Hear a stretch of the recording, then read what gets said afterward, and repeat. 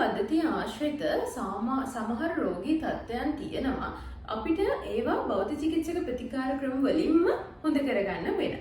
ඔයාලා අහලා තියෙනවා ඇති ස්ට්‍රෝක් එහෙම නැත්නම් පැරලයිස් වෙලා තියෙනවා. එහෙම නැත්නම් අංශභාග තත්ත්වයක් කියලා. අංශභාග තත්ත්වයකදී වෙන්නේ මොළයේ එක පැත්තක තියෙන ස්නායු දුර්වල වීම නිසා ඒ පැත්තට අදාළව සිදු කරන අපේ ඇඟේ කොටසේ තිබෙන මූව්මන්ට්ස් එහෙම නැත්නම් චලනයන් අඩුවීමක් සහ නොපෙන්වීමක් සිද්ධ වෙන්න පුළුවන්. ඒ වගේ අවස්ථාවලදී අනිවාර්යයෙන්ම බෞද්ධ චිකිත්සක ප්‍රතිකාර වලට යොමු වීමෙන් සාමාන්‍යයෙන් තියෙන අතුරු ආබාධ වලින් ගොඩක් අවම වෙලා සාමාන්‍ය ජීවිතයක් ගත කරවා ගන්න අවශ්‍ය තත්ත්වයට පේෂන්ට් කෙනෙක් එහෙම නැත්නම් රෝගියෙක් පත් කරගන්න අපිට පුළුවන්.